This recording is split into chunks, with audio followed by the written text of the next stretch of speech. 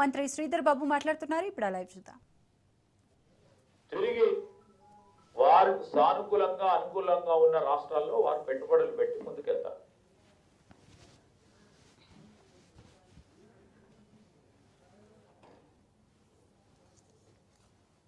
వారే చెప్పిన ఫాక్స్కాన్ కు సంబంధించి ఇతర రాష్ట్రానికి పోయింది.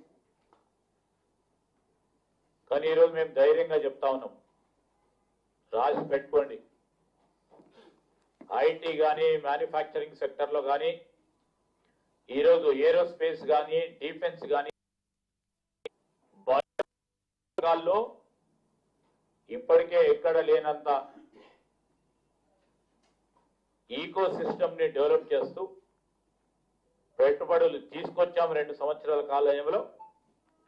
ఇంకా 3 తీసుకొచ్చి ఈ రాష్ట్రానికి సంబంధించిన పరిశ్రమల అభివృద్ధి కానీ ఉపాధి కల్పనలో ముందుండే కార్యక్రమం చేస్తాం. సాంకేతిక పరిశోధన ఇన్నోవేషన్ కు సంబంధించి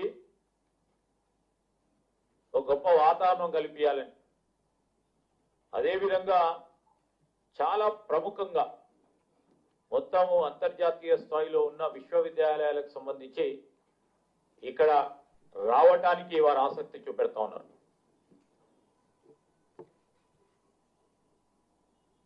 మరో ప్రక్కన మనకు చాలా ధీటుగా పోటీ ఇచ్చేది ఐటీ రంగానికి సంబంధించి కర్ణాటక రాష్ట్రం బెంగళూరు. ఈ 2 సంవత్సరాల కాలంలో, సంవత్సరంన్నర కాలంలోనే ఒక్కటే ఫైనాన్షియల్ ఇయర్ లో 75 గ్లోబల్ కేపబిలిటీ సెంటర్స్ ను తీసుకురావటం జరిగింది.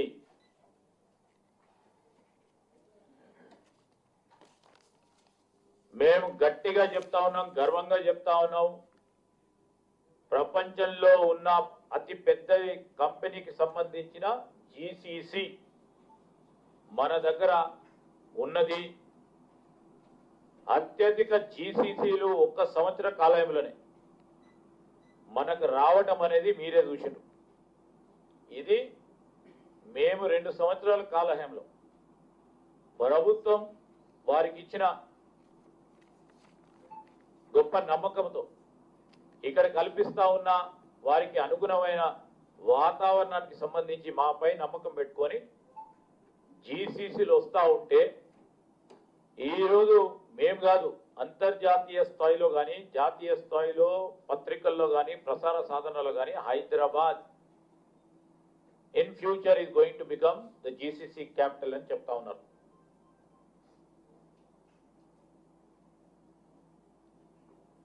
నిన్న మొన్న జరిగిన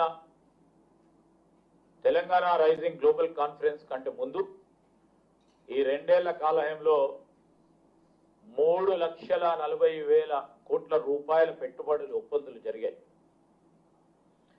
వీటిలో అనేక సంస్థలు, పరిశ్రమలకు సంబంధించిన నిర్మాణాలు,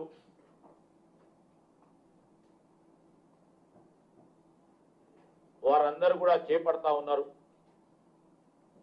దాదాపు 1,40,000 మందికి ప్రతిభావంతులకి ఉద్యోగ అవకాశాలు కల్పించే ఒక కార్యాచరణ జరుగుతూ ఉంది. ఇది ప్రత్యక్షంగా దాదాపు ఇప్పుడు మేము తీసుకొచ్చిన 3,40,000 కోట్లు సంబంధించి, దానికి తోడు పరోక్షంగా కూడా 2 లక్షల మందికి ఉపాధి పొందే అవకాశం ఉంటుంది. ఈజ్ ఆఫ్ డూయింగ్ బిజినెస్ కేంద్ర ప్రభుత్వం ఈ సంవత్సరం కూడా బిజినెస్ రిఫార్మ్ యాక్షన్ ప్లాన్ కింద మళ్ళొక్క మారు మొన్ననే ఈ మధ్యలో తెలంగాణకు మరి ఆ అవార్డు కూడా ఇవ్వటం జరిగింది.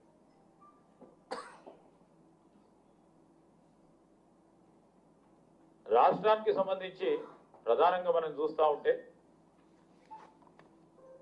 ఇక్కడ ఉన్న పరిశ్రమలకు సంబంధించిన వాతావరణం, ఈకో సిస్టమ్ ఏదో 5 సంవత్సరాలు 10 సంవత్సరాలు 15 సంవత్సరాల సంబంధించిన ఈకో సిస్టానికి సంబంధించి మొదటిగా లైఫ్ సైన్సెస్ ఫార్మా అంశానికి వస్తే ఆనాడు అప్పుడున్న పెద్దలు కేంద్ర ప్రభుత్వంలో మా కాంగ్రెస్ పార్టీ ప్రభుత్వంలోనే